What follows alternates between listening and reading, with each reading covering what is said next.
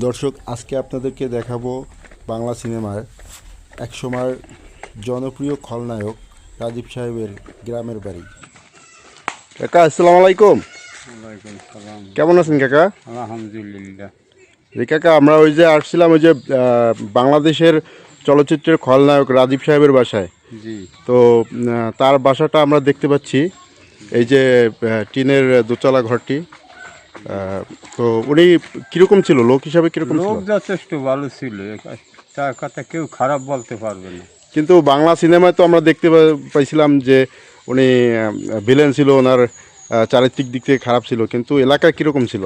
এলাকা খুব ভালো, তার যে পাঠ পাইছে সেইটাই সে করছে আর কি।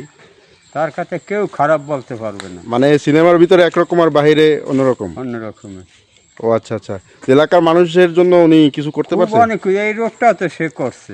তাই অনেক আগে করছে, আমরা দেখতে পাচ্ছি অনেক রোডটা আগে সে করিয়ে একদম গেছে, ভেঙে আগে ছিল না। তছনছ অবস্থায় আছে।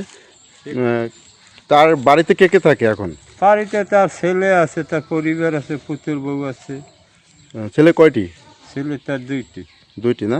তার কবরটা কোথায় করছিল? এই তো সামনে ওখানে। সামনে। আচ্ছা, আমরা এটা পরে দেখাবো ভিডিওর, আমরা বাড়িটা দেখিয়ে নিই। দর্শক দেখতে পাচ্ছেন, এই হচ্ছে আমাদের বাংলা চলচ্চিত্রের এক সময়কার জনপ্রিয় খলনায়ক রাজীব সাহেবের বাসা।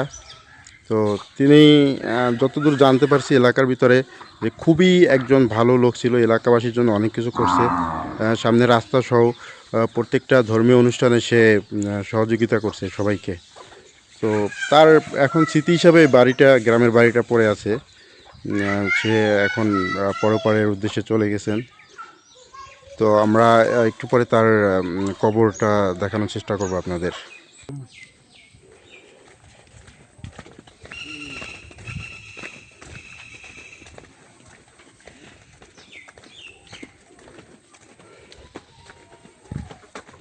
তো দর্শক দেখতে পাচ্ছেন, এই যে একটি মসজিদ দেখা যাচ্ছে। এই মসজিদটিও তার নিজ হাতেই তিনি করে গেছেন। এই যে সামনে দেখতে পাচ্ছেন তার সমাধি, মানে তার কবর। এই যে হচ্ছে রাজীব সাহেবের কবর, যেখানে তিনি চির বিদায় নিয়ে পরপারের জন্য শুয়ে আছেন। এই যে হচ্ছে তার কবর।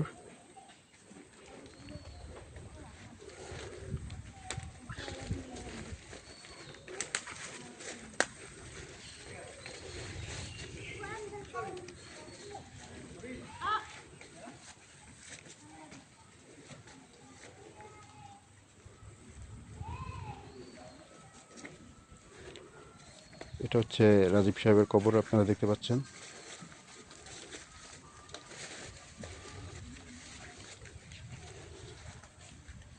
সবাই তার জন্য দোয়া করবেন। আসলে সিনেমার ভিতরে তিনি ভিলেনের অভিনয় করলেও সবসময় বাস্তবে কিন্তু তিনি অনেক ভালো লোক ছিলেন, যেটা আমরা এলাকারবাসীর মাধ্যমে জানতে পারছি। তো ঠিক আছে, ভালো থাকবেন সবাই।